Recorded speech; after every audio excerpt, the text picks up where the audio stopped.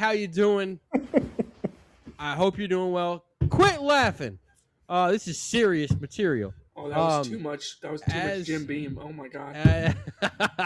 As you can tell by Brandon already talking about Jimothy Beam. That's like half of my cup. This is like half the cup. That's not good.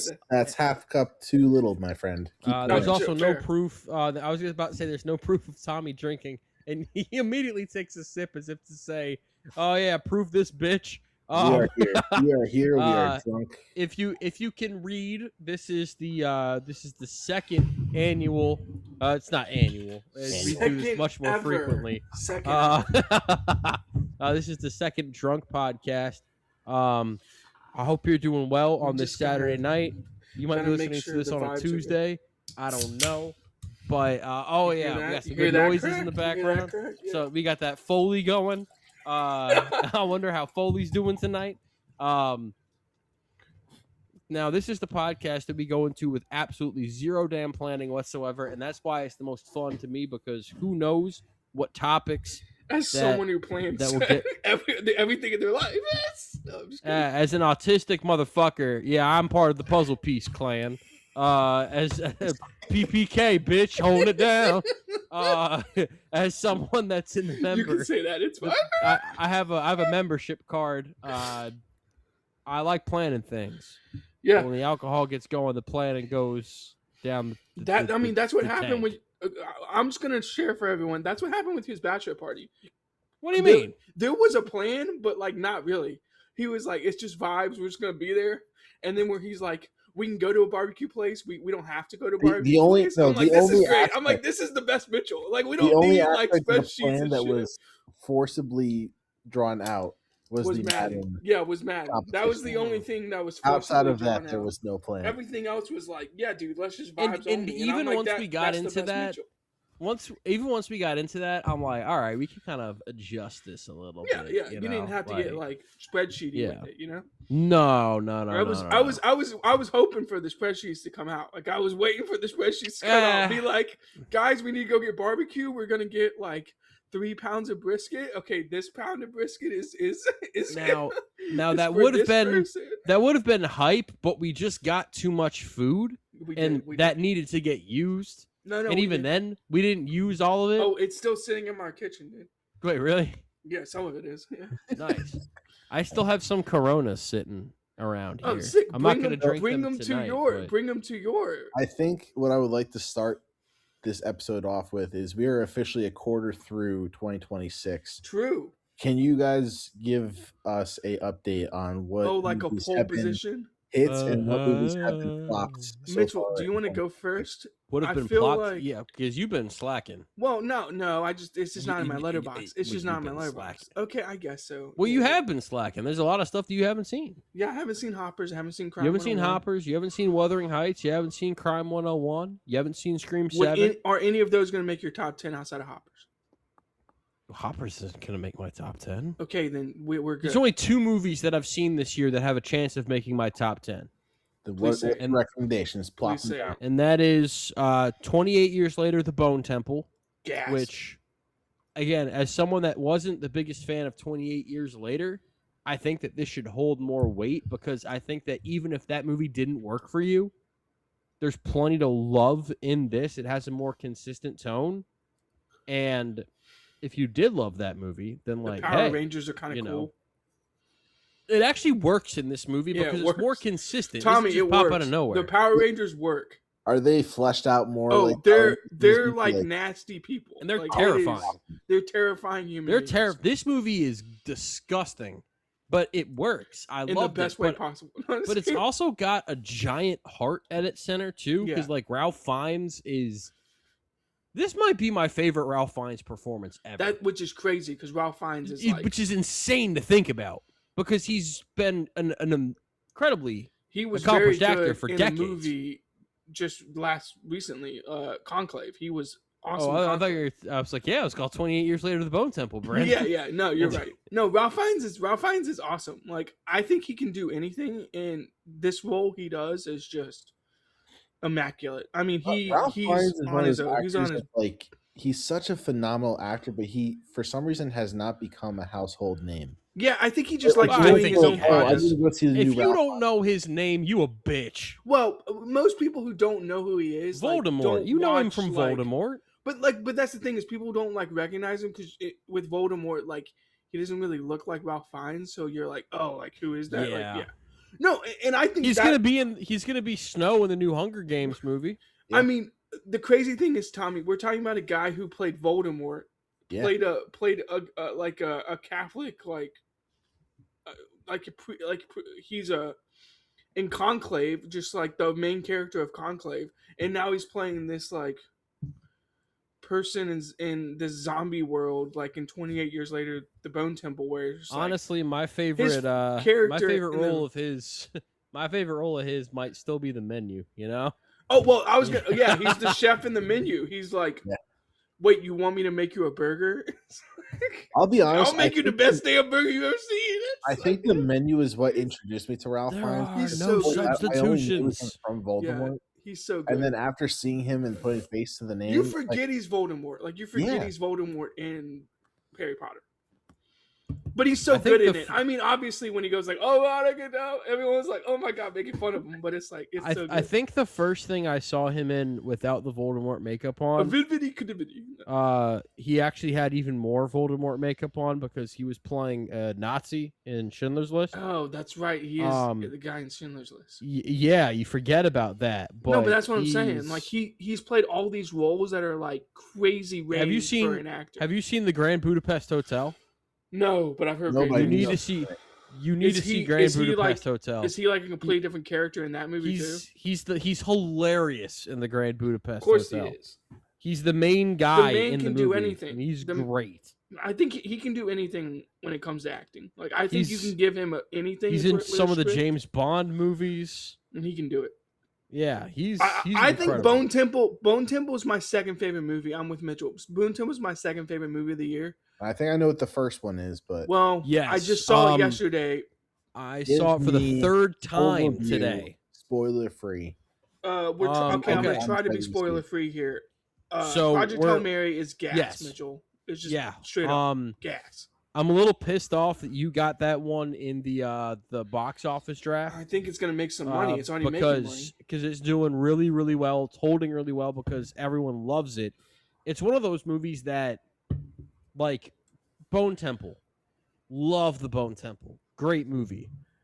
I'm not sure how many people I would go out of my way to recommend that movie to. Oh, that's a good point. Project Hail Mary is a movie I feel comfortable going to everyone. Like your mom, your grandma. Yeah. Your blind Tommy. cousin, like everyone. Yeah. I would say go see Project Hail Mary. You really should see Project Hail Mary, Tom. And in the theater. That's one of the movies I want to see on the big screen. And in the theater. I saw that for the second. I've seen it 3 times now. And I saw it today for the second time in IMAX. Do you want to make it a Dolby trifecta? And, ooh, that would be hype. But this is, I mean, you know I'm a size queen when it comes to movies. I like my IMAX compared to the Dolby. Agreed. But, yeah, this thing, and also you get to see the Dune 3 trailer in IMAX, which is just like, ooh, buddy. But this to make people aware, I hadn't seen the movie but yesterday. I got a ticket for Wednesday. I immediately got a ticket for next Wednesday when I'm off work to go see it. I knew I was gonna go see this movie again. I didn't need to see the movie to know I was gonna see it a second time. And then I saw the movie and then I was like, oh my god, I kind of want to go see it like immediately after this movie. Like so it's really good. It's really good. It's worth spending the extra $2 and seeing an IMAX kind of a movie. Yes. Yeah, I think the way it looks is 100%. Also, a little bit of a one actor single in a location movie kind of vibes, which is cool to see Gosling like pull off. It doesn't stay like that the whole movie, but there is a certain part of the movie where he's just on his own alone, and it's kind of interesting to watch him like figure things out. And yeah, it's very, very interesting movie. Very interesting. Andy Weir, he always crushes sci-fi. Yeah, I mean, I loved The Martian. It's faded on me a little bit over time, weirdly enough. Whereas this, I think just continues to get better the more that I watch read it. The book now because I picked up the book actually in anticipation of reading it. Hopefully before I see it, but hopefully there are no big changes. I do not know. Like I do not know if they like changed something in the book compared to like the movie or whatever. I'm not sure, but one of the things that is kind of seen as a negative of the movie, if people have them, are that it's a little bit too comedic and it lessens the stakes of the movie. And I don't agree with that at all. No, I think you need to be comedic in a moment like that, but that's true. I think it's comedic, but I don't think it's overstepping it, because the moments that are extremely tense in this movie, like there's a sequence in this movie, and Brandon, I know you'll know it. If I like, that makes you cry. I'm like, yes.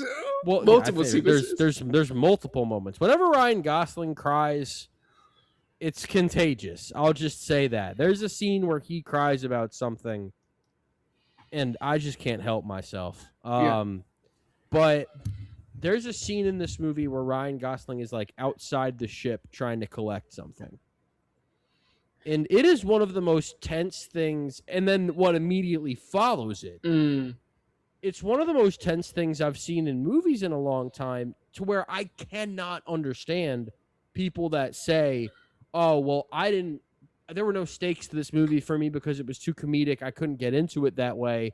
I think that why I'm so much higher on it than people that believe that, because I've seen this movie 3 times.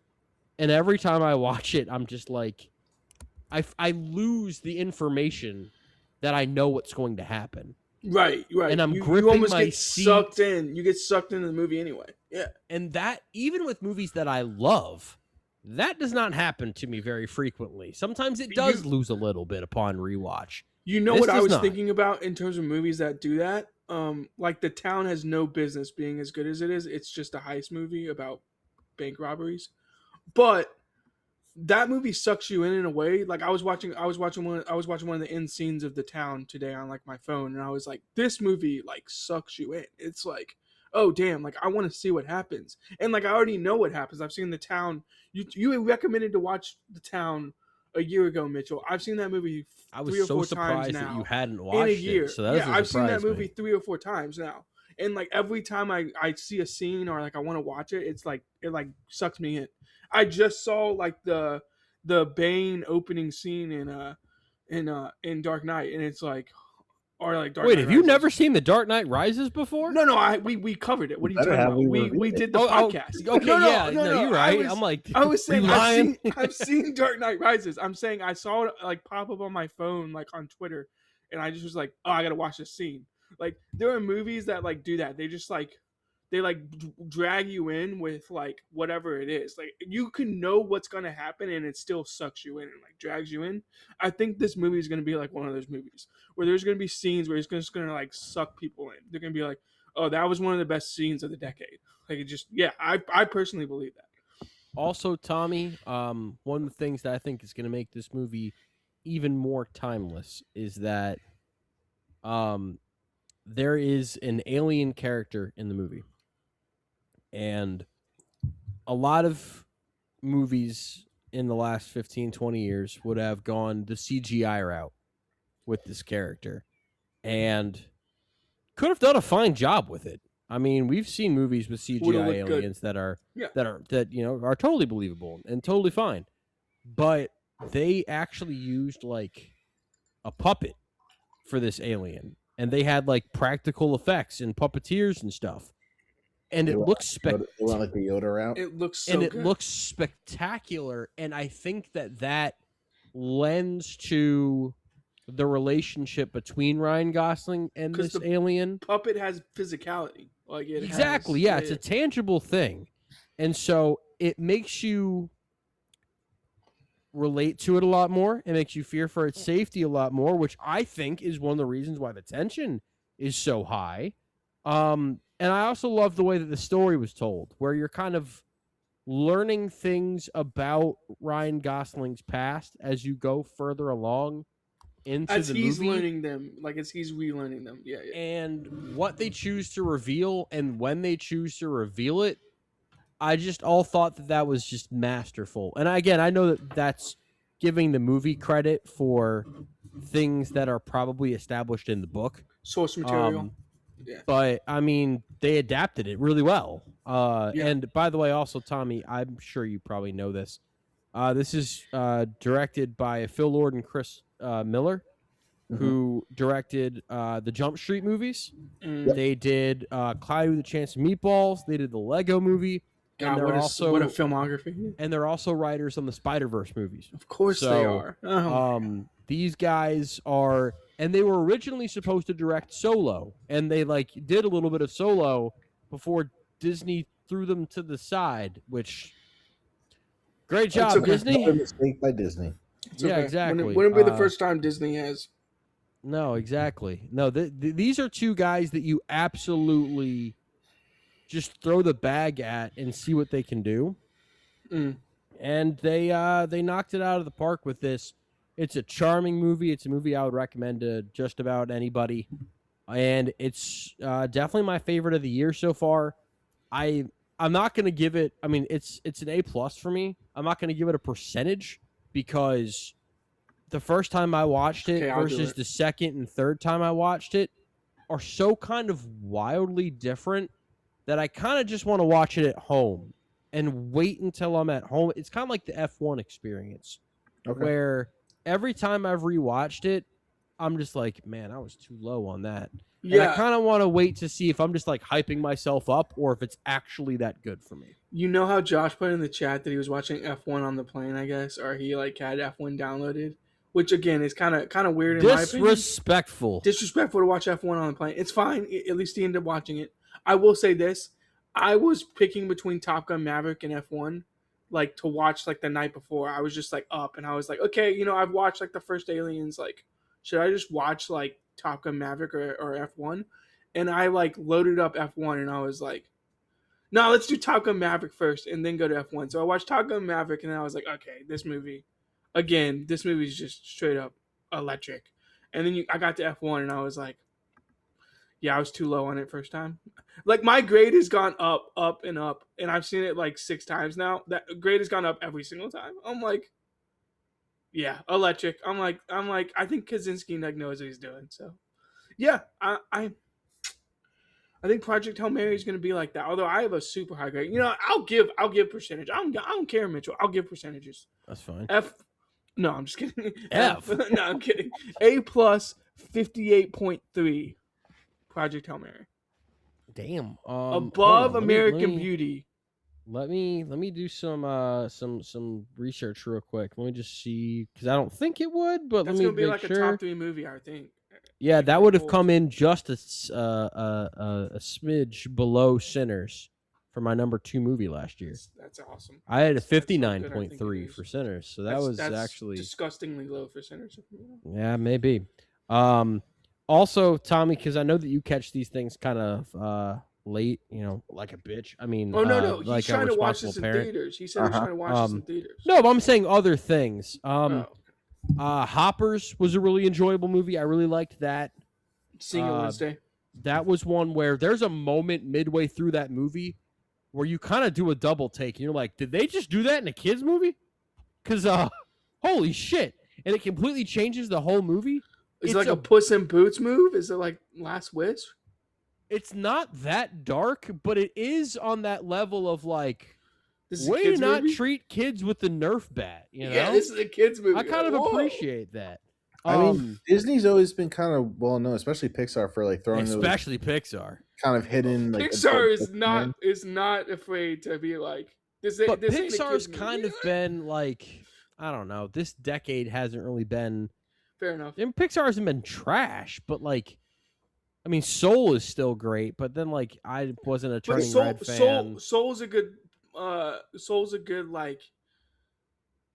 point of Pixar's okay being yeah, it's animated, it's a kids movie in quotes. I mean, but we're gonna touch on some going down stuff. Different avenues and exploring different areas. We're gonna explore this. Yeah, we're getting Toy Story 5 later this year. They might not be an elite Toy Story or Incredibles-esque movie. Did you see They're still good on for 5? Toy Story 5 is gonna be gas. Did y'all see Woody's bald spot? I thought you were gonna say Juicy Woody's balls. I'm like, what the fuck kind of thing are you talking about? His bald spot. You gotta let people finish there. Well, I'll let you finish. I was just immediately like, where are we going with this? Yeah. I think that storyline could be good. Like, oh, Woody's getting old. And I'm like, see, I like the whole like making fun of iPads. Well, that too. Thing. Yeah, the iPad kids. Yeah, I like that. Tommy, also Send Help was a really good one. I know that came out about 2 months ago, so that should be coming to streaming in like the next month or so. Can I push back on that movie? What? Hold up. Why would you push back on that movie? Can I push back? I don't like how that movie ended. I'm gonna push back. I understand. I don't agree, but I understand. I actually want Tommy to see it just to see how he feels about the ending. The ending is definitely. Eventually. I am surprised that movie got a 93 on Rotten Tomatoes. That's my point. That's my point. What am I missing that other people aren't? Apparently, Mercy. No, I'm just kidding. Crime 101 is also a good one. I think that's going to be on Amazon at some point in the summer. Good. I'm gonna watch it. I would. And Send Help's probably going to be on Disney Plus in the next month or so. Yeah, because Hulu's going away. Yeah. Hey, it might just be because I am who I am, and if you say Wuthering Heights, no, I'm just kidding. I liked Wuthering Heights, man. I did. Maybe it's just because I'm a thirsty son of a bitch, but like, it is what it is. I need to see it just based off Mitchell's like reaction to it and being like, this movie, people just need to see it. I was like, what? He's like, nah, this movie's horny. He's like, people just need to see it. I'm like, okay, fair enough. I'm like, okay. You see that as you're sipping down your wine. Are you still drinking Moscato, or are you? Yeah. Are you in your Moscato phase? Is that why you're saying this? I am. I'm in my Moscato era. Are you just saying it, or are you like actually So this movie. I've had like 7 of these tonight, dude. What do you mean? Fine. Am I just saying it? No. I'm saying you seem to have this opinion, and like other people don't. So I'm just curious about what? As to why you like Wuthering Heights. I think I liked it so much. Okay. One, and even the people that don't like the movie are going to say this. The movie looks amazing. Okay, it is a fantastically shot movie. 2, I think Jacob Elordi is just an incredible actor. I'm a big fan of this guy. Fair enough. I do like him. Yeah, he just commands the screen. Whenever he's on screen, you're just kind of hooked. I also really liked the girl that played, what's her face? I'm looking up. Isabella, played by Allison Oliver. I thought that she gave an extremely fun performance, and I think that her arc was something that I did not expect whatsoever, and it added a little bit of something to it. This movie was also made for me as far as just being horny as shit. It is what it is. Good for you. Hey man, some of us like to have fun. But that's the Mitchells just want to have fun, guys. Hey, I saw that movie with my fiance on Valentine's Day, and it scratched all the itches. And you were like, Margot Robbie has never looked better, except for Wolf of Wall Street. Yeah. No, I was there with my. I was there with my. Oh, woman, you couldn't. So. You couldn't say that. Yeah, you couldn't say that. No, I was. I'm a one woman man. In his head, he thought it. Yeah, it's okay. It's okay. You know, in my head, I was thinking, can we get home now, please? Like, you know, but I was still enjoying the movie. Okay. But and Emerald Fennell is definitely a director that I've been mixed with because, like, I loved Promising Young Woman. I was not a fan at all of Saltburn. That movie's horny as hell, too, but I think in detriment of the story. I think that this was about 2 incredibly immature people, and I don't know. I thought that, like, I did read the book back in the day. I don't remember anything about it. So I wasn't tied to the source material. People say that it's not faithful to the source material at all. I don't give a damn. I'm sorry. I had fun watching the movie. You know what movie wasn't faithful to the source material? The Long Walk. You know what movie I still liked? The Long Walk. It's okay. Do you know what movie I didn't like at all? I hate to say it. I hate to say it because I've been pounding the table for the bride. I've been pounding the table for the bride for months. But that movie was dog shit. That movie was dog shit. And it's kind of all on Maggie Gyllenhaal, unfortunately. Because I think that she took some big swings, but she lacked the ability to put oomph behind those swings, you know? It's like watching, I don't know, your 4-year-old cousin line up at the plate and really try to like put his whole ass into trying to hit a Paul Skeens fastball. Wow. And it's like, you, Mitchell. Buddy, you might want to get out of the batter's box and let a professional do this. Which, by the way, I know I'm gonna sidetrack to baseball real quick, but I saw a tweet where someone was like, "We've been having a discussion here. If the Denver Broncos, if they played the Rockies 162 times, could they win? could the Denver Broncos win one game?" And as someone who is deep in baseball, I will 100% tell you right now, no NFL team is winning one game against an MLB team. I don't care what MLB team it is, even if it is the Rockies. That's the dumbest thing I've ever heard in my life. They could this college football team beat an NFL team and took it to like another level? They were like, could they play another sport and win a game? That's so dumb. Yeah, even if they played high school, college baseball, you're not being an MLB team. That is remarkably dumb. It's okay. Wow. I mean, baseball's the hardest thing to do. So yeah, maybe he does need to step out of the batter's box. I mean, I don't think baseball's the hardest thing to do. I think hitting a baseball is the hardest thing to do in sports. So if I'm standing in the batter's box against a Paul Scheme fastball, maybe I got to step out. You know, just saying. I think your analogy works there because like maybe it's not for him. You know, maybe it's not for him. Sorry, that was a sidetrack, but I needed to get that off my chest. That I saw that tweet and it was stunning. There was 34% of people that voted the Broncos would win a game. 34% of the population. That's funny because the Broncos are indeed ass, but or not the Broncos, the Rockies. Broncos are fantastic. Yeah, the Rockies are not good. The Broncos? Yeah, the Broncos. The Rockies are not good. The Broncos ain't beating them in the game. What other movie have I seen this year? Like what else have I seen? I think we're good. I think you covered everything I've seen. Or I haven't seen. I mean, Good Luck, Have Fun, Don't Die was fine. I think it was really great until the third act. Oh, Cold Storage with Liam Neeson and Joe Carey. Sure. That's bad movie. That exists. Like a mid movie. Tommy. We got to talk about another one of your 10 most anticipated movies of the year, Ready or Not 2. Was it good? Did it live up to the hype? No, it's fine. It's mid. Damn.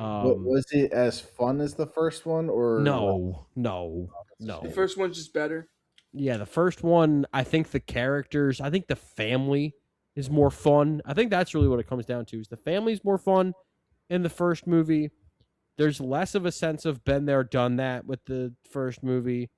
There's more focus on Samara Weaving in the first movie, whereas in this movie, it's Samara Weaving and her sister, played by Katherine Newton, who I don't know if I'm ever going to have an opinion on her as an actress because I've seen her in stuff that I like her in.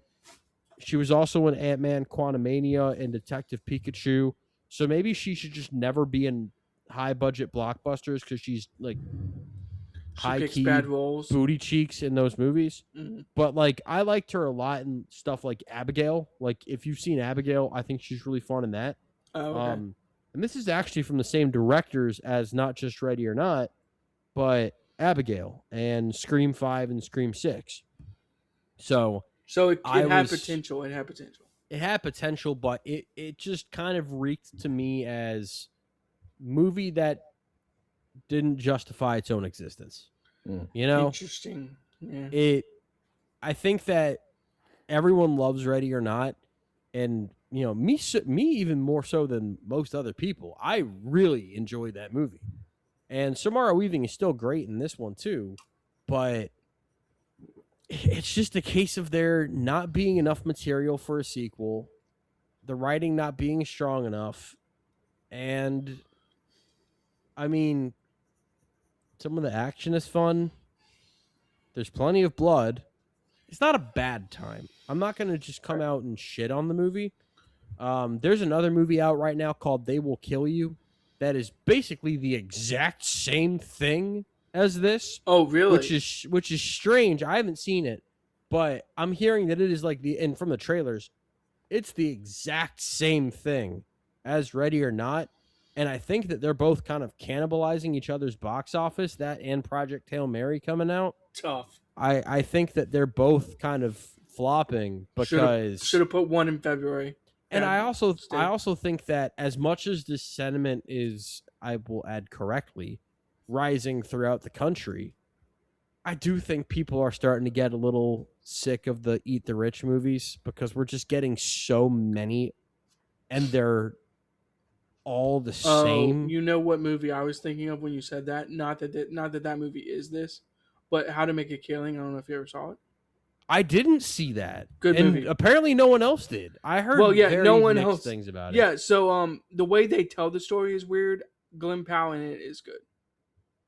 Glenn Powell's I'd give it like a B minus. I give it like a B minus. To quote that woman from The Vine, he needs some milk because he's been struggling lately. Like The Running Man didn't do well.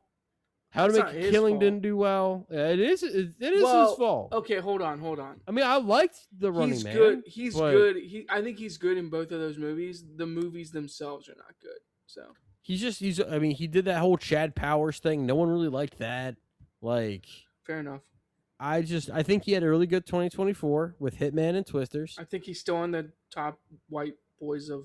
I think he's fallen off of that. I think that he's dropped. You think he's like 12th or 13th? I think he might be below that. You know, like he's dropping. Do you want to do the white boy power rankings right now? I don't. But okay. I figured you didn't, but I had to ask. You know? I think Timothy's going to be on top of those for like the next 10, 15 years. Like that's so I was talking to a coworker about it. He was like, "Wait, Timothy's like clearing like Pitt and Leo and Tom," and I'm like, "Yeah." I'm like, Timothy's doing things I'll be honest. I think that if there's one guy that is going to give him a challenge, it's Mr. Gosling. I mean, fair enough. Ryan Gosling is on. Ryan Gosling, let's take a look at this because I feel like he's made a lot of really excellent movies and been excellent in them, but they haven't done well. They haven't done well, like financially. Favorite Ryan Gosling. This one is killing. You are aware who you're speaking to, correct? I'm just asking. I need you to say it into a microphone. Okay, but you are aware the person that is on the other end of this microphone, correct? Yes. Okay. Let me pull up his filmography. Does the movie begin with Law? Why is his filmography so hard to find? There it is. Okay.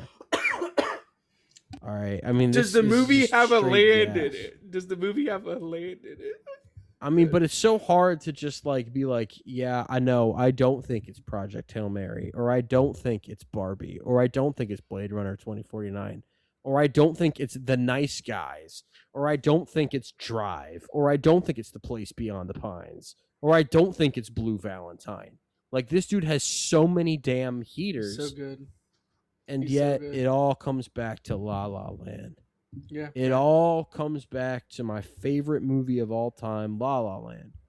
So that's got to be my my favorite my favorite performance of We don't have to spiral. Sorry, I wanted to get you off track, you know. I don't give a fuck. Fuck your spiral. This is drunk episode. There is no path. Well, do we have something? I know you said that we don't have things planned. We did have something planned per se, right? Yes, we did. Okay. What are we planning? What are we planning? Yeah, I do have a mini game in store for Mitchell. A game? Yes. A game? Do I look like a damn soccer player to you? Would it be painful for you? A game? Not necessarily a game, but a game. I think it would be a funny thing to talk about. A test. All right. What's the damn test? What was your idea for? What would you like to do today? Yeah. We're 30 minutes in. What would I like to do today? What did you have in mind? What are you, my fucking first grade teacher? Yes.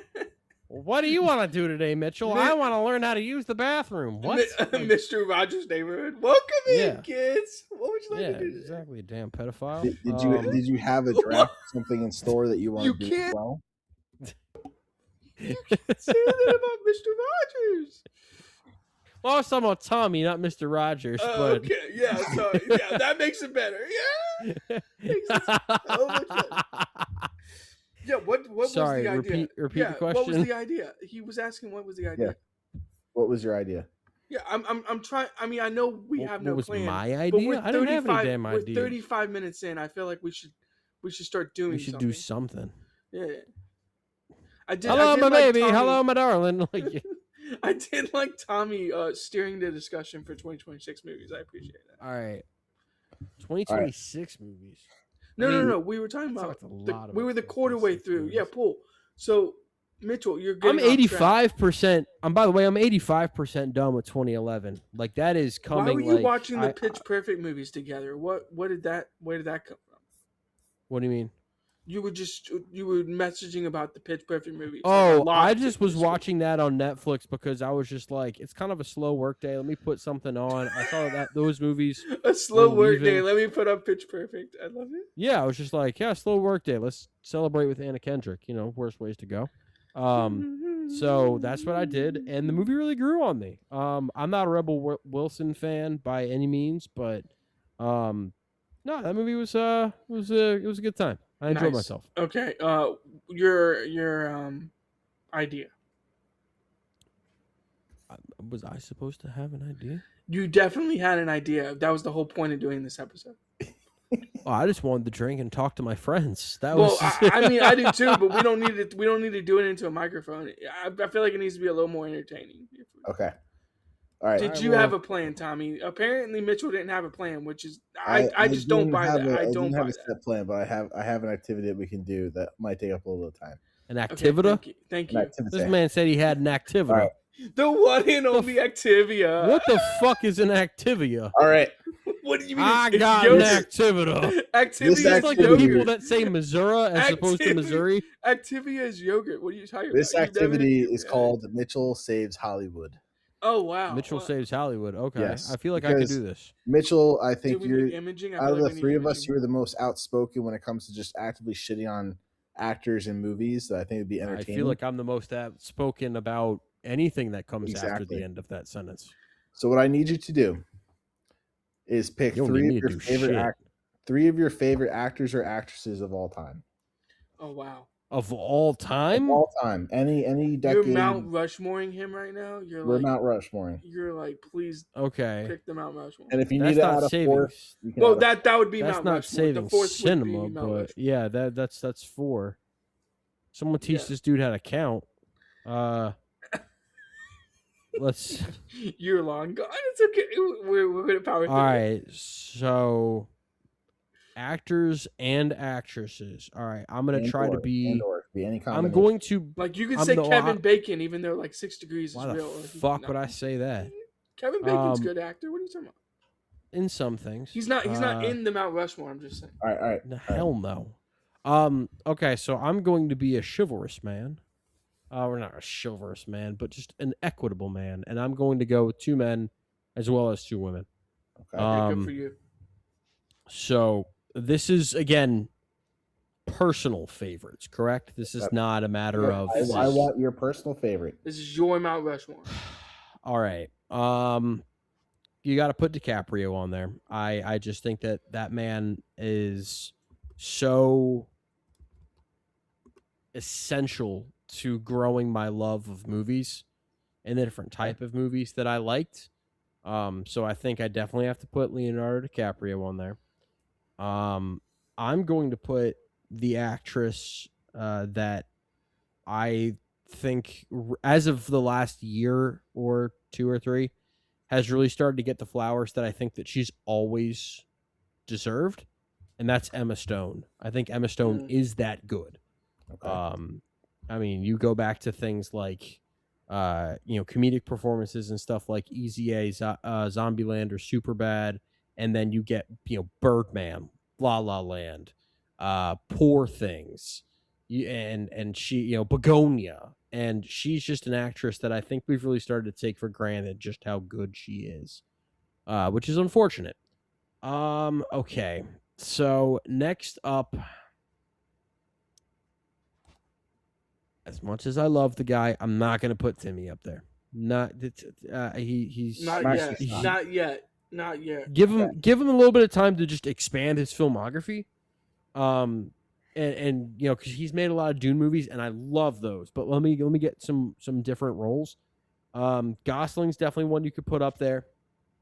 Denzel Washington's definitely one you could put up there. Jack Nicholson is definitely one that you could put up there. But I feel like I need to see more of his movies. Same with Al Pacino.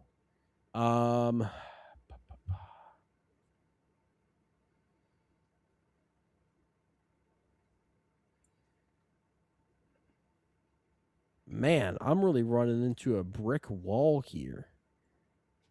Michael B. Jordan's another one that I've just always been a giant fan of. I think that Joseph Gordon-Levitt could have been on here if he just kind of wanted to be. But I feel like at a point he just didn't want to be.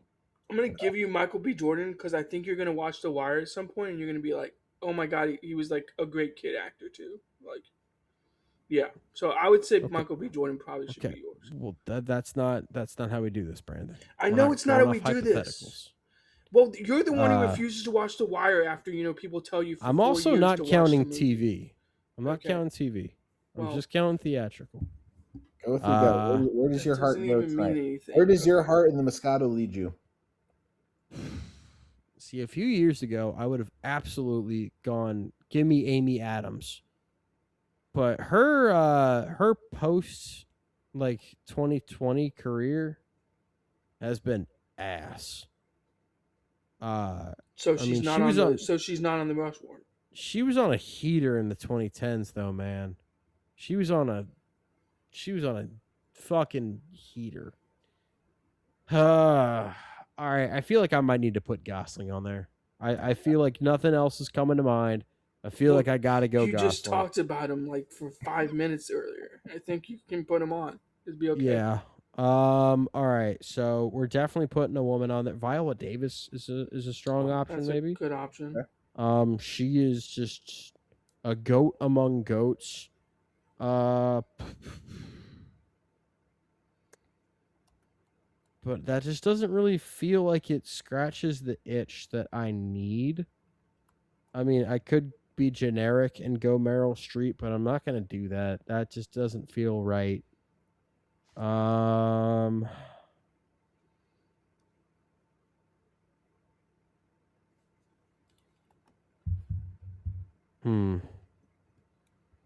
This is taking a while.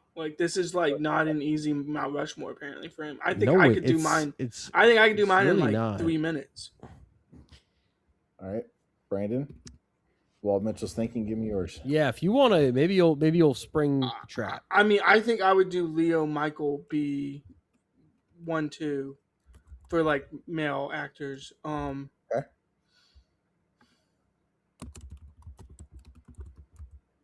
I think I go Viola Davis on mine, on my personal. And I want to be equitable. I want to be let's put another woman on, but man, do I want to say Jesse Plemons? I know that's crazy to say that, but that's a good one though. But he's so good. He's good in everything.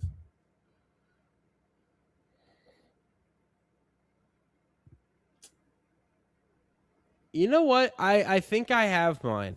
I think I have mine. It would have been Amy Adams. The fourth one is tough. The fourth one is tough. But it's an actress that anytime I see her name in a movie, I go, hell yeah, I'm so glad she's here. More of her always, please. And that's Florence Pugh. Okay. I am a very big Florence Pugh fan. Whenever she's in a movie, I'm always just over the moon that she is there. I think that she lifts, and I know that it's really, Mitchell, this is the first movie you're going to when you're talking about how great Florence Pugh is, but I think she lifts Don't Worry, Darling way higher than it had any right to be, given the script and some of the supporting performances. I also think that she is incredible in Little Women. I mean, she just really does some special work there. If you've never seen, and I think, Tommy, if you haven't seen this movie and looking at the letterbox, you have not seen this movie. So I would recommend that you check out the movie Fighting with My Family, because that was the first movie I ever saw Florence Pugh in, and I was immediately struck by how much this woman needs to be in every movie that comes out. And it got me, Brandon knows this, Tommy, I'm not sure if you do. As far as I'm concerned, you can count on one hand, if not one finger, things that I think are lamer than the WWE. I think that is the lamest shit that we have going, just about. And it got me to care about that for an hour and 50 minutes or however long that movie is, because Florence Pugh does such a great job in that movie. And if you get me to care about something as stupid, it's kind of like, Marty Supreme. You really got me into ping pong that much. That's impressive. But table tennis is a little different. Whenever it comes on in the Olympics, I lock in for table tennis. It's really fun. I respect ping pong way more than WWE. Sure. I mean, I respect shitting yourself on the sidewalk. I also think Iron Claw. I also think Iron Claw is in that category for me. Man. Oh, I have my fourth, by the way, That's Tom. a hurtful movie. Okay, yeah. Denzel. I don't think you can not say it's Denzel. Denzel is the GOAT, arguably. Okay. In my opinion. I wish that actresses got a little bit more leeway. Sure. Or runway in the 70s, 80s, and 90s. I feel like they would just kind of come and go from what I've seen. If they get the Denzel runway to do things. You didn't have, you had stars, but I feel like it was just so much easier to become a male lead star, your Schwarzeneggers and your Stallones and I haven't seen enough Robert Redford movies, but you could argue Robert Redford, yeah. He's great. I definitely need to, and I think what I'd really like to do is when I'm done with 2011, I have about 140 or so 1970s movies, and I think that I might just take out the decade before getting to 2012, because there's a lot of really, really just weak blind spots that I have that need to be dealt with, because I think Al Pacino probably deserves to be on this list. From what I've seen, he is that good. Robert De Niro's another one that I just need to see a little bit more of. I probably have seen enough to put him on here. Bradley Range. Cooper. Yeah. Bradley Cooper's one that I think that the 2020s haven't been as good to him, because I just think he hasn't done as much. Well, I think as in the 2010s. if you add directing in, I think he. Okay. Now, speaking of directing. Oh, sorry. I need each of you to pick your favorite director of all time. Yeah. Christopher Nolan. Next question. I'll be different from him. I'll say Tarantino, but Nolan is my favorite. You don't have to be different. You can No. Tarantino is one. He's two. He's two for sure. Okay. I also fucking hate Quentin Tarantino as a person, but I love his movies. Yeah. That's kind of that is an annoying person. If you had to pick somebody to do the score, your favorite score person. Oh, John Williams. Actually, no, what am I talking about? Hans Zimmer. He did the score for Cool Runnings, and that is legitimately one of the best scores of all time. This man went to Cool Runnings. This man did not kidding. I am not kidding. If you haven't seen that movie, watch it. Out of all the scores you could have referenced, this man went to Cool Runnings. He didn't even win an award. Cool Runnings, for it. baby. People don't even know that he did the score for it, but it's so fucking good. Well, dude, that's my point. He made this random Disney movie about the Jamaican bobsled team vibe with a soundtrack. So yeah, that's fair. Yeah, Mitchell. I'd probably agree with that, but I'll give two others. Just one. Ludwig Göransson's Hot on Hans Zimmer's Trail. He just wants one, apparently. Okay, well, I'm fucking talking. Ludwig Göransson's Hot on Hans Zimmer's Trail, and also I am becoming a giant Daniel Pemberton fan. Oh wow. If you don't know who Daniel Pemberton is, one, we just heard him with Project Hail Mary, and I thought that was a really good score. That's a good score. He also did the scores for the Spider-Verse movies. And I think that those scores are so unique in all of the different, like, they tackle so many different types of just vibes and different types of characters because there's so much going on in those movies and they meet the moment so well. I really think that Daniel Pemberton is a guy to keep your eye on. He's one that is going to be he's going to be a hot name. So is that your choice, Daniel Pemberton? No, my choice is Hans Zimmer. That's why I said I'm picking Hans Zimmer. He's picking Hans Zimmer, but he wanted you to know about the 4 other. I just wanted that was his Mount Rushmore of that was his Mount Rushmore of what? Right. Well, I mean Mount Rushmore. I mean John Williams is another one where it's like I mean that is the Mount Rushmore actually, if we're being honest. All right. So the point of this activity is we're making a movie. Well, partially, yes. So we're going back to our last Drunken episode where we talked about video game movies and how terrible they are. Oh. And last year, I have the movie we're saving. Mitchell happened to rank 3 of them in his bottom 10. That was Minecraft, Five Nights at Freddy's, and Until Dawn. So your activity is to save Hollywood movies by sticking with your director and Hans Zimmer, picking 2 of your top 4. And who would you cast in one of those 3 movies in hopes of saving that film? We're saving. Oh, I was going to save Assassin's Creed immediately. I think if Nolan did Assassin's Creed, that movie would slap. That would be round 2. Okay, fair. Of picking any movie. I think that Minecraft is dead on arrival. That's not being touched. I think that needs to be an animated movie. So Five Nights at Freddy's 2 and Until Dawn. All right, I think we're gonna go Until Dawn, which I know is the least memorable of them. Better plot. Okay. But you have the opportunity. There have been several good kind of keep dying until you figure out how to solve this thing movies, and I think that Christopher Nolan's always been good at using time in his movies. That's something that he's always excelled with. So if you do that with a good Hans Zimmer score and you have, let's see, you have Ryan Gosling and Emma Stone working together to try to figure it out.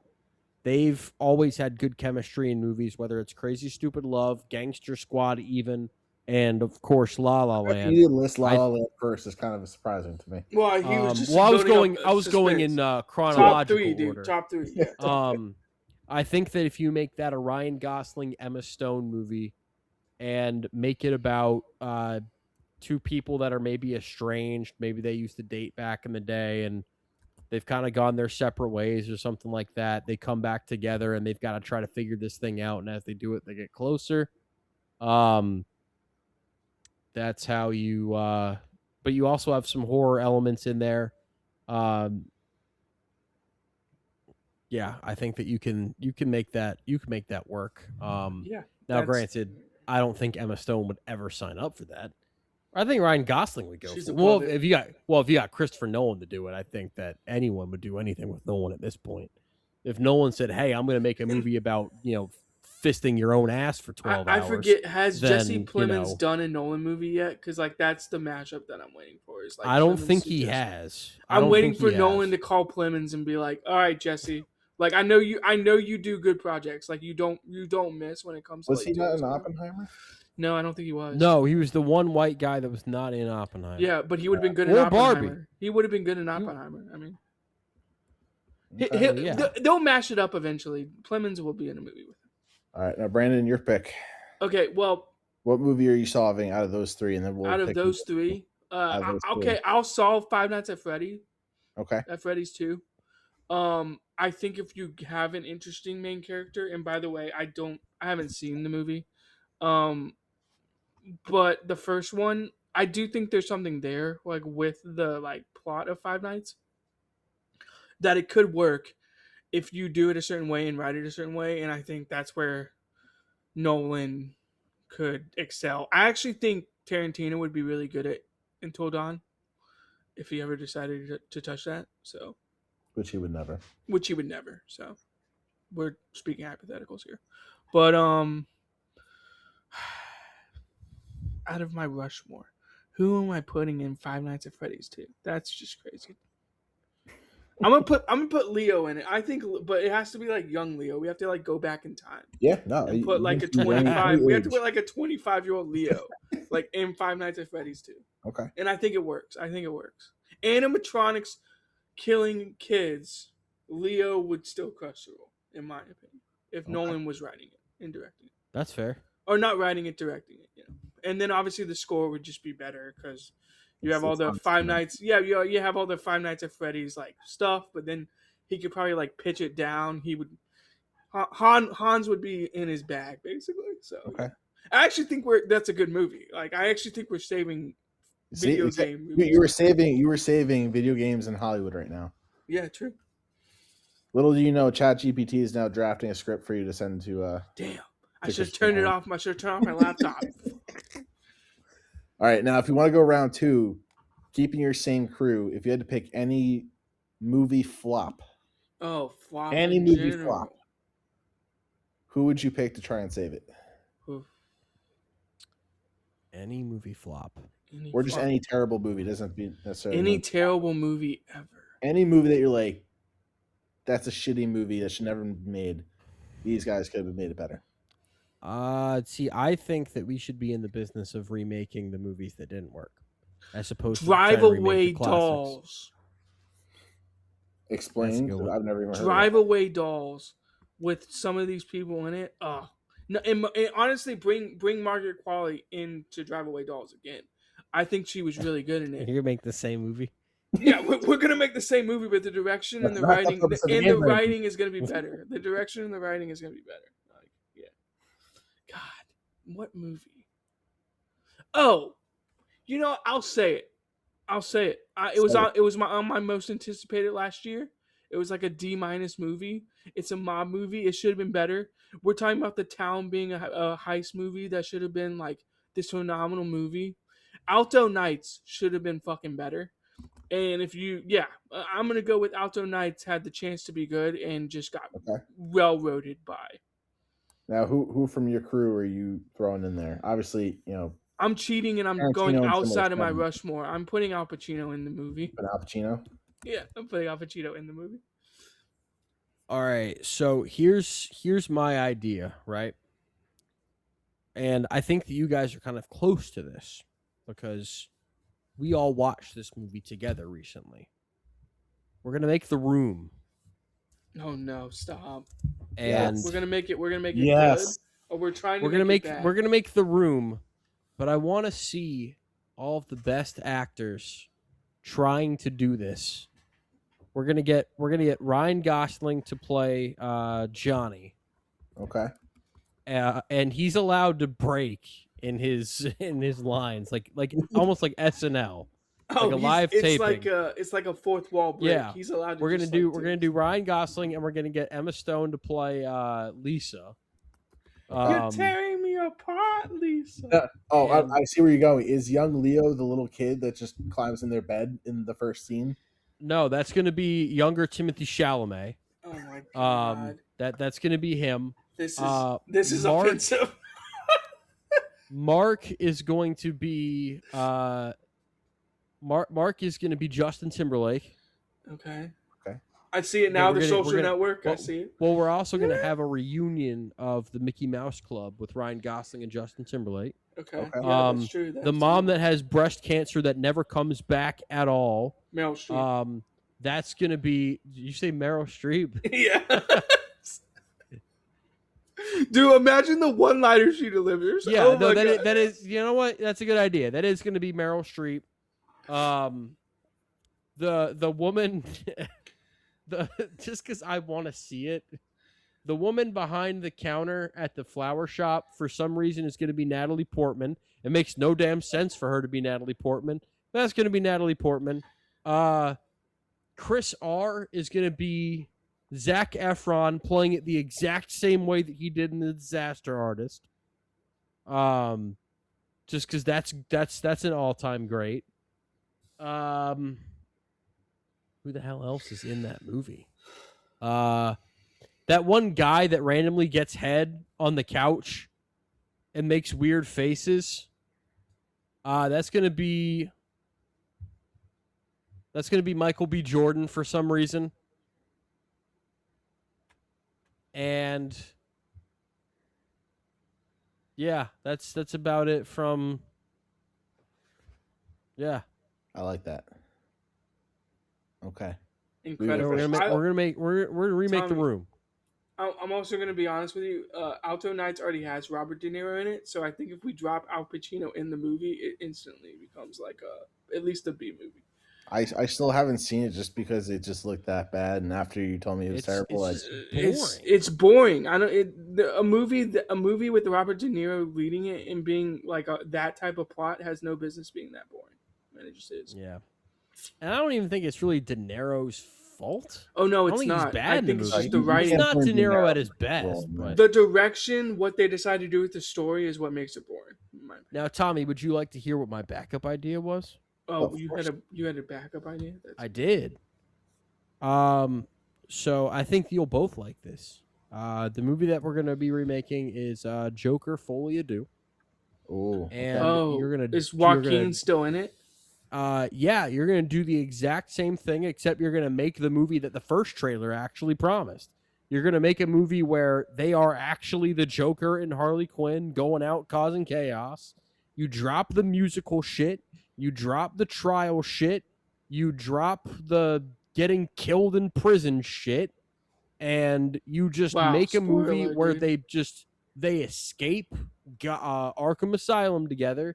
And you just see them causing chaos over Gotham. Have you heard? You get the movie that they actually should have made. Have you heard the conspiracies about the killing in the end of the movie? What's that?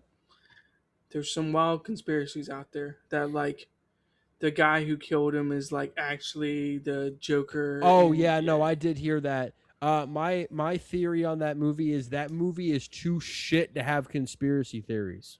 Yeah, that the director wasn't really planning on that. He was just like, that was a movie that he didn't want to make it. They forced him to make it, and then this is what happens. The movie that I find that the most comparable to is The Matrix Resurrections. Not where related. if you've ever seen The Matrix 4, that was a movie where Warner Brothers directly told, I can't remember which Wachowski sister it was. They're like, told please one of make them, this movie.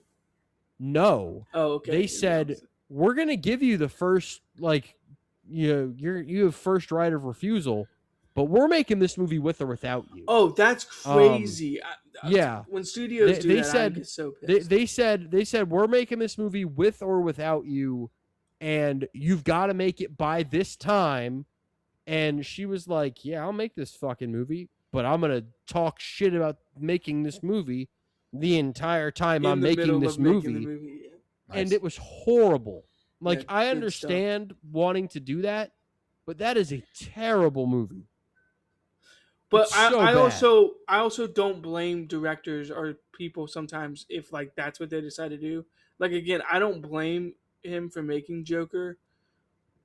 I'm just gonna say Joker too. I don't even care about the other words. I really don't. I just think it's funny that they forced him to make it, and he was like, "Well, now you're getting a musical number, bitches." And I'm like, "Okay, this guy like literally does not care." I was like, unbelievable. Speaking of movies that I have both made by the same person too. It just right. Oh yeah, it 100% blows me away. It makes me like 100% believe that he didn't want to make that movie and was trying to make it better. Well, he didn't. When he made the movie, the original Joker, he said that it was just a one-off, not to be made into a sequel. And they were like, "We gotta have a sequel." So I would not be surprised if he just fumbled this movie purposely, just so he didn't have to continue making more. He was like, "Please stop writing me blank checks." Yeah, I appreciate it. which I can appreciate from a creative standpoint. Isn't David Fincher like against making sequels, basically? Well, he's also against making shit that comes out in theaters these days. So David Fincher can kiss my ass. He has not made a theatrically released movie in 12 years. The Killer was good, though. I don't think he's made a bad movie for Netflix, but he has not made a great movie for Netflix. Good for him. Netflix dropped the bag. Do your thing, David. I don't give a fuck. No. I'm not looking forward to this Cliff Booth movie. I'm sorry. I don't care. I'll watch it, of course. But I'm what not, if it's like, gas, though? And there's a chance that it could be. But, like, I'm just because it is Brad Pitt. It is Brad Pitt. I would rather watch The Social Reckoning, because at least I feel like there's going to be something behind that, and I get to watch it in theaters. JT back in Social Reckoning? He's not, right? No, because it's covering a lot of different people. Right. But the only character that it really matters isn't back. Is Jesse Eisenberg isn't back as Mark Zuckerberg. I think it's Jeremy Strong this time around, which makes no damn sense. I'm not saying that he can't do it, but I just think that Jesse Eisenberg just didn't want to go back to that character. Fair enough. I mean, he was too busy making fucking Now You See Me movies. Really? You're going to go back to that, but you can't go back to the character you're most known for? I will. I'll defend the Now You See Me, Now You Don't movie. I thought it was entertaining. It was entertaining, but it was kind of... I think it is exactly as good as all the other Now You See Me movies, sure. Which means and I think they're entertaining. They're C level entertaining movies. I gave every single one of those movies that if you just want to turn your brain off and just watch something somewhat entertaining for an hour and a half. Right, yeah. That's the kind of movie and then you want to sit there, Tommy, you want to be like, "Oh my god, how the fuck did he do that? How did he pull the cord out of this?" Like you're just like, "Oh my god." I think this one you're like magic, street magic. I think this one went a little bit too above and beyond with the like, all right, how unrealistic are we gonna make this shit? Dude, when they did the opening scene, I was like, "What the fuck are we doing?" We're not the Fast and Furious franchise. Like, let's settle down. No, Tommy. I was talking about when they revealed that it was something. When they revealed that it was other people, Mitchell. When they revealed that it was like other characters performing their thing, I was like, okay. I was like, now we just got people making fake stuff. Sorry, go ahead. You have to come down. I gotta come down on Tommy and kind of Brandon, but not actually. No, not Brandon at all. Actually, what did I do now? This is all on you, Thomas. I mean, I haven't. Because originally, yeah, Brandon, you're a scumbag for that one. But Tommy, the original point of the original starting point for this podcast was to work down the 1970 and beyond IMDb top 250, and then you come in here and start demanding that we talk about franchises. We talk about Lord of the Rings. You want to talk about franchises. Star Wars. This man doesn't want to talk about shit like Fight Club or something like There Will Be Blood or any of these other movies on that list. But you want to talk about Mad Max Fury Road franchises. Why is this on me? Who else would it be on, douchebag? I'm here for watching IMDb top 250 every day of the week. That was the original point, but you said I do not want to be renting movies anymore. We certainly can't find anything in the IMDb top 250 on the streaming service. I do agree with Tommy. I never said that for a second. I do agree with Tommy. The renting stuff is getting out of hand. I agree with that, but Steven Spielberg, put your stuff on streaming. But like Fight Club's on Disney Plus. No, fair. I don't know how this is on me because you were the one that made the demands. My rebuttal, sir, is you guys watch The Little Man. You wasted an episode. Hey, true. I was so down with it being movies at random with whatever's on a streaming service. If we spin a random wheel and we find something that's on a streaming service and just review it, I was so down with movies at random. I kind of like watching franchises though, because like I'm excited to watch Aliens because they're all on Disney Plus. Knock on wood, guys. Actually, knock on wood that they're not on Disney Plus anymore. What do you mean? No, not the first 4, but like the next ones are. I'm pretty sure. I think those might be. Yeah, like, yeah. Knock. I don't know about like I don't know what they are. But... Knock. Last time I looked, they were. Well, the beautiful thing about this is we can change course. We can do it. Yeah, but then people. You're the one who last week just said, "Hey, instead of doing Marvel, let's do all superhero movies." That basically doubled our timeline. That's true, because I would like to do that at some point, but like I'm also looking at all the stuff that we won't be able to get to because of that, and I'm like, all right, like Fight Club, Scarface, like the fucking what Pianist, if we alternate? Whiplash, like we alternate would that cause a problem? Like, would that be giving you like tonal whiplash? Like if we just did like a franchise one week and then not the next week? No. There's no reason why we can't do that. I mean, first of all, I haven't seen Scarface at all, so I want to see Scarface. All right.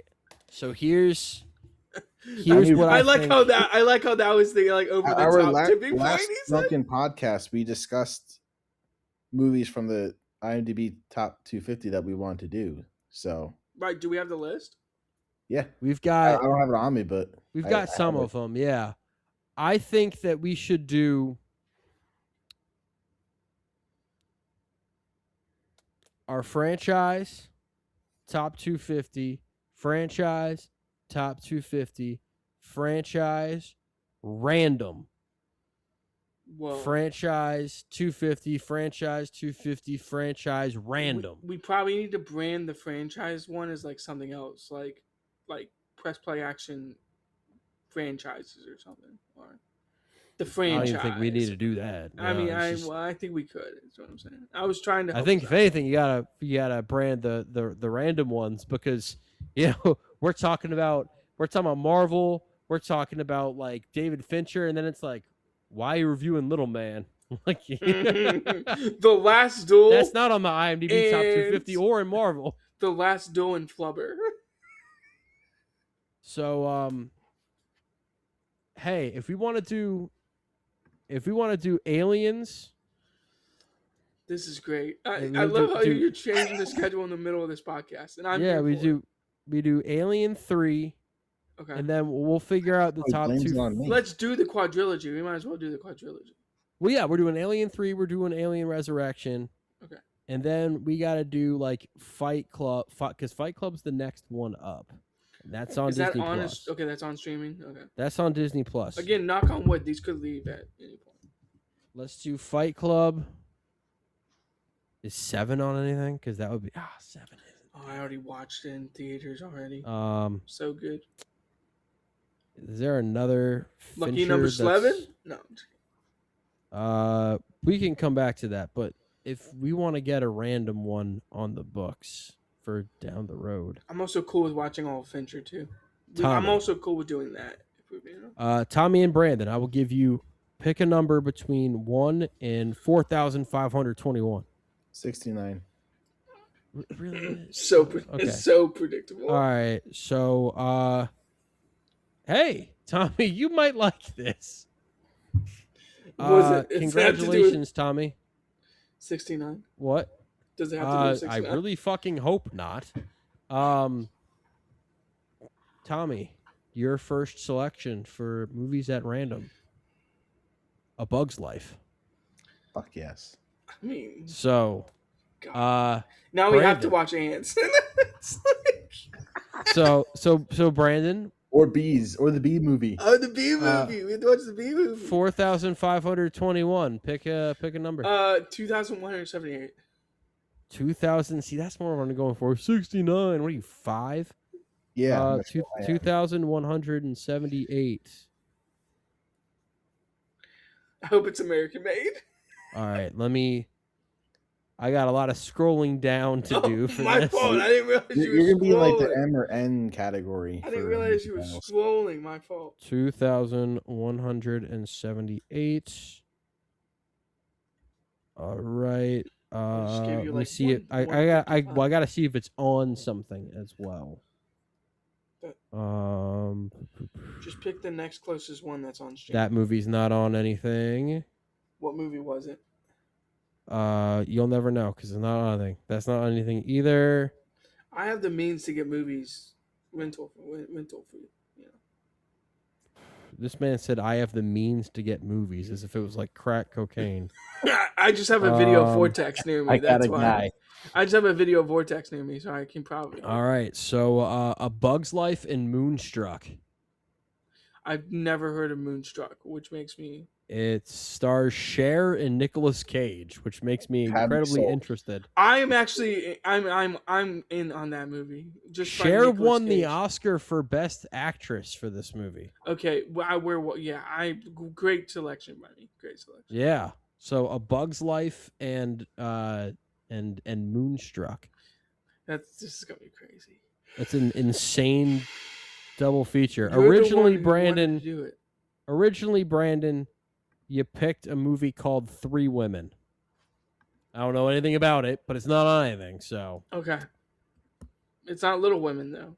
Three Women and then Ordinary People, and neither of those were on anything, so then Moonstruck, that's Ordinary People. I've heard some things. You've heard some things? Just kidding, I haven't. I don't. Is that... Are we talking about Robert Redford? Robert Redford directed that one. I think Ordinary People is Robert Redford, but I haven't seen it. Yeah, he directed that one. Okay, speaking of since Tommy brought it up, like Rushmores, Bradley Cooper's starting to come into like the acting director Mount Rushmore with like. Have you seen Is This Thing On? And no, I haven't. Is it? It's on Disney Plus now. I need to check that out. I haven't seen it. Is that a Cooper movie? Yeah, Bradley Cooper directed it. Okay. I think he plays a guy named like Rusty Ballsack or something in that, but I'm only half kidding. He has a name like his name is like Douche Bickle. But my point was Redford, Cooper, Clint Eastwood's probably the GOAT of like acting directing combo. Yeah. Ben Affleck's pretty damn good too. Yeah, Ben Affleck's pretty good at it. Ben Affleck. Oh, how could I forget Ben Affleck? His name is Balls. That's his name. His name is Balls. How could I forget Ben Affleck when he has the town? That's on me. He's got the town. That's on me. I saw that. I think Tommy's starting to get into his 2012 game because I saw Argo. I saw Wreck-It Ralph listed on his. Is that Ben Affleck? Is Argo Ben Affleck? Argo's Ben Affleck. Best Picture winning. Shit! What a beast! Phenomenal movie. Yeah, it really is. Can we just watch that instead? Just kidding. Hey, you need to get caught up on 2011, which, by the way, piece of shit year of movies. Horrible. Really? Horrible. This is going to be the worst year I talk about, and I don't even have to hesitate thinking about it. This year sucks donkey dick. Horrible year for movies. Tell us more. Horrible. Thank you. Just an atrocious year. Let's not say anything that can get us canceled. 2011 should have been canceled. Brandon, got him. 2011 should have been canceled. That is 2011 should have been canceled. Horrible year for movies. Everybody should come back with. I'm going to be honest, Brandon. You're going to be shocked when I tell you the number of A+ movies that we got in 2011. It's like one. 0. It's like 1. We're sitting at 0 right now. It's going to be 1. It's going to be 1. It could be. It could be. That's but crazy. We're sitting at 0 currently. Most years if they tried harder, they could be. Tommy, most years we sit around like 7. Yeah, like 7 to 10 range. Like if it's a really good year, it's like 10 to 11. It's like, I don't think I've ever had more than 10. Well, I was gonna say 2017 was like 10, right? That was like very close to 10. If it wasn't, yeah. Yeah, I've had no 5-star movies so far in 2011. All right, Tommy, have you seen Drive? No, oh, I got the DVD. Do you want me to ship the DVD to you? I can. You should watch Drive. Actually, I have Collateral. I have Collateral sitting on my coffee table as we speak, next to Drive. Talk about that double feature. I kind of want to just put it in my PlayStation as a double feature. Like I want to put in Drive and then watch Collateral after that and be like, "This is what we're gonna watch Drive at Mitchell's wedding." We can do that. We're not. I can bring it. Yeah, I can bring it. That's fine. We're watching Gosling. Supreme. It's Gosling driving cars. Why would we not want to watch that? We're watching Marty Supreme. Okay. Because that comes on HBO Max the day Have you ever before seen my Collateral? wedding. Is Collateral good? Can you give me? We reviewed Collateral. No, we did not. Yes, we did. Did we really? Yes. I didn't watch it. That might have been then one of the fucking lied. I didn't watch it.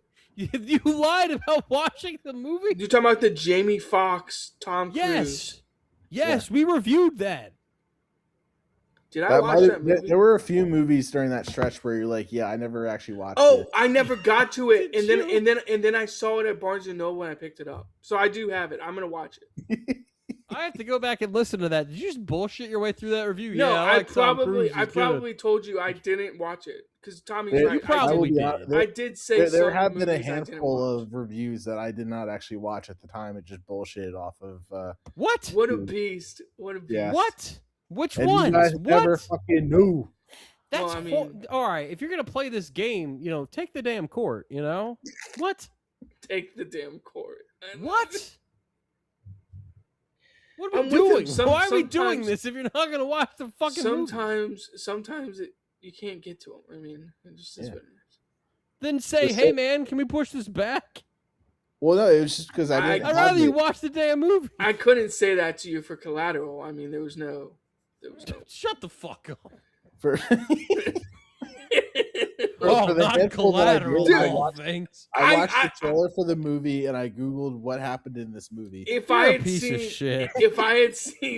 seen Collateral, I would have known because Tom Cruise and Jamie Foxx on the same. You're screen. going to hell. Oh wait, I saw Collateral. It was the Taxi Driver movie, right? Yes. Oh, okay. I did see Collateral. Okay, Brandon, your respect stays where it is. No, I don't remember anything about that movie though. I just remember Jamie Foxx was just holding a gun to his head and was like, "Fuck you." What? Jamie Foxx wasn't holding a gun. Or Tom Cruise was. He was like. Although I have watched them since. What was your thoughts on Collateral? Asshole. Collateral's a great movie. I'm talking to Tommy. I didn't know if Tommy had seen it. You watched Collateral? Yeah, that one I did watch. What did you bullshit your way through? I guarantee Amistad is one of them. I bet. I guarantee. I had to I knew you didn't watch that. I had to shit. pay for Amistad. That much I knew. I was like, this motherfucker didn't watch the movie, did he? Actually, I didn't watch either of those movies. What was the other one? The Color Purple. You didn't watch? Okay, that was a good movie though. I watched them. Well, I watched them like 2 weeks later. I just hey, you might be racist. I might be. How was The Color Purple for you? I liked it. What was the one I did? Very dark movie, right? You didn't see it. Always was the other one I didn't watch. Oh, Always. Yeah. Oh, so you just shat on that movie because we were shitting on it? No, because every review I read was shitting on the movie. To be fair, always deserves. And I watched the trailer for it. I'm like, I can't see how I'd ever even. This man. Wait, that was Spielberg, right? I can't believe Spielberg made that movie. This fucking guy was By like, the way, yeah, I watched the movie. It's bad. But you know what? I still brought fucking notes, even though I didn't watch it. I still had notes. Can I call my shot on a? That's not better. Can I call my shot on a Spielberg movie this year? Yes. Disclosure Day will be a top 5 movie of the year. I hope so. Weirdly enough, I'm looking forward to it. I think it'll be good, but I'm not as excited about that as everyone else seems. Yeah. I see what you mean. The trailer's a little weird. The trailer's weird. Spielberg is not the 100% gas that he used to be. He still has his fastball, but he doesn't always utilize it. Yeah, sometimes he throws a change up. Sometimes like the potential to be great is there, but I'm not 1,000,000% sold. Given that this is the 30th collaboration between him and John Williams, and probably one of John Williams' last. I mean, he's getting old. I really hope that. Part of me thinks that trailer is like weird enough that it's gonna work. Personally, yeah. Every time I see it, I'm like, I think it's gonna be a top 5 movie. I'm calling my shot. My shot. I'm usually correct when I call these things out. You usually are. Top Gun Maverick, Sinners, Alto Nights, wrong. Yeah. It is what it is. Yeah, Tommy, you need to see Super Mario Drive. Galaxy. No, you need to see Drive for 2011. You need to see Warrior. I'll bring it to his wedding. We can watch Drive, Tommy. We can watch Drive. Warrior's on Amazon, I think. Did I not watch it? What? Is Wario? I'm thinking about Mario movie so much. Is Warrior? Are you talking about the UFC movie? Oh, that's such a good movie. with Tom Hardy. Such a fucking good movie. You need to watch that, Tommy. I actually did. Did I not review that? Warrior? It's not on your thingy. So, called him out. Drive isn't on anything. Source Code, that's a good one. You need to check that out. That's on Tubi right now. Oh shit, it's free. Good old Tubi. You need to see Source Code. People were shitting on Tubi because like the WBC was on Tubi. They're like, I never use Tubi. I'm like, Tubi has like good shows in TV. Yeah, Tubi has some. Tubi's got some gas. I'm like, Tubi's actually good. You need to see. It's not on anything, but you need to see the movie Take Shelter. That's a good one with Michael Shannon. Let's see. You saw. What was the movie Moneyball. I just watched? What was the movie I just watched about kidnapping? I don't fucking know. God, why am I bringing this up? Is it from 2011? I'm going through 2011. No, it's not from 2011. So it's just off topic. It's just off topic. Sorry. It's Denis' movie. Denis movie. Prisoners? Yeah. Have you seen Prisoners, Tommy? Dude, that's a phenomenal movie. Okay, I saw it the other day, like 2 weeks ago, like 3 weeks ago. It was dangerously close to my Hall of Fame. I almost didn't give it an A+. I rewatched it the next day. Like, it's one of those movies I rewatched it the next day. I immediately texted Mitchell and was like, I was wrong the first time. This is like an A+, like 70. Correct. I was like, yeah. You were. Gyllenhaal was good in that movie, but Hugh Jackman, like, he brought out the acting chops. Like, when he smashes his hammer against the, fun fact, did you know that was not it wasn't supposed to happen. That last one when he like slams into the wall above the guy's head was not supposed to happen, so that like flinch was like actually Paul Dano thought he was gonna kill him. But yes, phenomenal movie. Yeah. And Paul Dano also a very good actor. Tremendous. Fuck you, Tarantino. 2011 I've got 20 movies left. So when he said Dano wasn't the best part of that movie, Mitchell immediately texted me. He's like, Tarantino is fucking bullshitting right now. He's like, there's no chance. Well, I mean, to be fair, Daniel Day-Lewis is in There Will Be Blood, and that is one of the greatest performances I've ever seen in a movie, period. Right. So him not being the best part of that movie, no one was going to be the best part of that movie. No performance that Tarantino has ever gotten. And Tarantino has gotten multiple Academy Award-winning performances. None of them have been as good as Daniel Day-Lewis in There Will Be Blood. So shut the fuck up. Sit down, you big head ass bitch. And, I don't care for Tarantino. I'm not about like his movies. That's a limited take. No, I don't. Not all of them. Not all of them. Now I don't think I hate a Tarantino movie. That's why I'm not a big Kill Bill fan. I'm not a Kill Bill fan. I still have that as like a B- movie or like C movie. That's not his best. He's not a director that I would ever rave as like, oh my god, he's the best director of all time that everybody else fucking raves. I think he kind of like. I think he's in like the. I think he's like in the discussion, but I think he's kneecapped himself in that conversation because of his. He only does the 10 movies thing. Yeah, and so I think that's limited him and the type of movies that he makes. And I mean, he also hasn't made a movie in 7 years. Because he keeps paralyzing himself by being like, "Oh, I'm gonna make a movie," and then he doesn't make it. Yeah. But like, I think that to have 3 movies as good as Pulp Fiction, Inglourious Bastards, and Django Unchained is just like remarkable. I still need to watch Django Unchained. I think that's. You've never seen Django Unchained? First of all, I think scratch the Bugs Life shit. We're watching Django next week. I think we might need to sit down and kind of look through each other's letterboxds and find the weak spots. I'll update my letterbox if that's okay. I think. Tommy, I need to skewer your shit. The last 2 that I need to watch for Tarantino. You need to watch what? Jackie Brown. Jackie Brown's a good one. I like Jackie Brown. That's probably his most underseen, undervalued movie. And I think that there's a reason for that because it's not as theatrical. Well, it's not in your face. It's not in your face. Yeah, it's less in your face, but I also think there's a kind of charm to it in that way. Yeah. But either way, like Tarantino, like you have seen Once Upon a Time, right? Yeah. Once Upon a Time in Hollywood, I really enjoyed. That was a fun movie. Yeah. Inglourious Basterds is without a doubt my favorite. It's his masterpiece. There's a reason Brad Pulp Pitt's Fiction's character my favorite, looks dead in the but- screen, Tommy. I I see, tell Mitchell Pulp every time it Fiction shows is up. great. Yeah, I don't like Pulp Fiction as much as other people, but I do respect Pulp Fiction.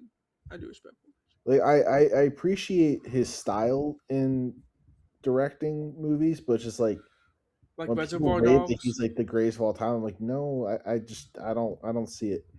I think his style in Reservoir Dogs is just oozing off the page. I really enjoyed Reservoir Dogs. That was a very interesting film. That's a strong one. Yeah.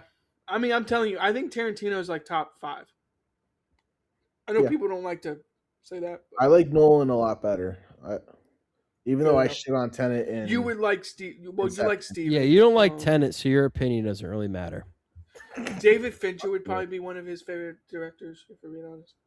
See, I'm trying to get that. That's where I really wanted to go. I wanted to go with Fincher, and I wanted to go with Ridley Scott, and I wanted to get Tommy invested in their filmographies. Do we just want to watch all of Ridley Scott? Because that's the thing is this guy was really particular about not renting stuff.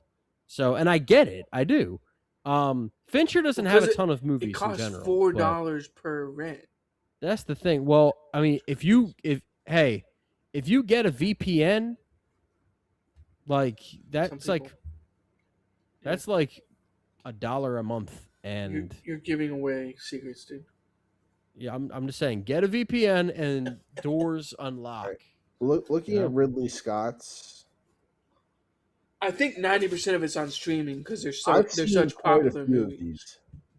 Oh yeah, the Blade Runners are the ones I haven't. The thing with Ridley Scott is like the guys who directed Project Hail Mary talked about it before, like the movie at Alamo. They did like a pre-show thing, and it was like what movies influenced them, and it was like Ridley Scott influenced them because like you can go 5 movies and be like, oh, Ridley Scott did that movie. Like, yeah. So I think if you just scroll down Ridley Scott's IMDb, you'd be like, oh, watch that. Like, I was shocked he did Hannibal. I forgot that he did Hannibal. Yeah. I've never seen that. And then I was like, oh, yeah, of course he did. I was hoping to watch that doing this. But... Well, because that's the sequel to Silence of the Lambs, right? Yeah, it is. Yeah. As far as Ridley Scott goes, the ones that I've got on our list, we've got Alien, Blade Runner, Legend, Thelma and Louise, G.I. Jane, Gladiator, Hannibal, Black Hawk Down, Matchstick Men, Kingdom of Heaven, American Gangster, Body of Lies, Robin Hood, Prometheus, The Counselor, Exodus, Gods and Kings, The Martian, Alien Covenant, All the Money in the World, The Last Duel, House of Gucci, Napoleon, and Gladiator 2. American Gangster and Kingdom of Heaven together would be interesting. Yeah, I really need to see. I really need to see Kingdom of Heaven. That one I'm excited about. Neeson's good. And then Fincher, because I know also I tied those two together originally when I had the original list of all the stuff that we were going to review. I tied these two together after the Alien movies because they both did an Alien movie. Ridley Scott did Alien, and David Fincher did Alien 3. Yeah. Well, let's do that then. No, I'm just kidding. I think that we should do that as part of our top 250 because they both made movies on the top 250. Okay. But so you're saying Fincher, our top 250 should be like a Ridley Scott episode and then a Fincher episode and then a Ridley Scott episode. Fincher has Alien 3, 7, The Game, Fight Club, Panic Room, Zodiac, The Curious Case of Benjamin Button, The Social Network, The Girl with the Dragon Tattoo, the Suit and Tie music video for Justin Timberlake, Gone Girl. Suit and Tie music video. Which won a Grammy, by the way. Gone Girl, Mank, and The Killer. Not to mention The Adventures of Cliff Booth, which is coming out in August. But we also have like Scorsese is one that I was really wanting to get into at some point because there's a lot of Scorsese blind spots for me. As I get more and more drunk here, I think we should watch Zodiac. Both of the Andersons. We've got Paul W.S. Or not Paul W.S. Anderson. Now that PTA, Paul Thomas Anderson. Yeah. Paul Thomas Anderson, Wes Anderson and stuff like Fantastic Mr. Fox and Grand Budapest Hotel. We've got the Coen brothers. We're disrespecting a director right about now, but not even mentioning him. Coogler. Coogler doesn't have a very large filmography. Yeah, but we should just like watch Fruitvale Station. Fruitvale Station is a damn good movie. I hate to say it, but like, we can only watch so many movies at once. Well, you're not watching them all at the same time. You're saying we can't watch Fruitvale Station and Sinners together? No, I'm just kidding. I mean, Clint Eastwood's got quite a few classics up there. I think Juror Number 2 is like his third best movie ever. Really, what I was thinking about, but that is considered to be a damn good one. I know you weren't thinking about it. I was just giving my opinion on Juror Number 2 because no one else fucking saw it. I mean, Stanley Kubrick's another one no one saw it. I saw it. Oh, you did. I saw good on you. Good on you, Tom. Check my letterboxd. Good on this too. Good on this podcast. Yeah, exactly. We understand. We understand, Nicole. Like we Guillermo del Toro's another one that is Benicio related to him? No. Okay, that's weird then. But Hayao Miyazaki is another one. Okay. If you want to get into Studio Ghibli, that's that's the Studio Ghibli stuff. Yeah. Bunch of classics there. There's got to be someone else that I am just completely I mean, Bong Joon-ho is kind of with Ryan Coogler in fact that he doesn't have like a gigantic list, but his 4 movies are like gas. But it is gas. Same with why am I blanking on the dude's name that directed No Other Choice? Oh. Park Chan-wook. Yep. Again, he's got stuff like Old Boy and The Handmaiden classics, and also, rest in peace because he died recently. But Rob Reiner had a run in the 80s and 90s that was just classic after classic after classic. We lost Reiner and Redford in the same year, I think. Yeah, that's tough. But Rob Reiner made. Let's see right here. We've got this is Spinal Tap, Stand By Me, The Princess Bride, When Harry Met Sally, Misery, and A Few Good Men. That's a tremendous run. Speaking of movies that suck you in, I was watching the Jack Nicholson, Tom Cruise court scene in A Few Good Men, and it's classic. It's honestly Tom Cruise being able to just stare Nicholson in the face and do what he did in that performance. I mean, Cruise is Cruise for a reason, and Nicholson is like he had the power of Scientology on his side. Yeah, that's a good point. Don't we all? We just need to tap into it, Yeah. Isn't that what they believe in? Tap into a higher something power. Like that. I'm not gonna lie. This alcohol's got me a little bit sleepy, so this might be. I'm not even halfway through my cup. I mean, granted, there was a lot. Well, I started earlier than you, so I'm out. Yeah, exactly. I think that's I mean, that's the sand glass running out of sand. Just gotta tip it. You gotta tip it. There's more there. I can see it. I can see it. With that last little splash. Well, you just gotta tip. There you go. See, that's a dry bottle right there. That reminds me. I'm bringing some to your wedding, Mitchell. It's okay.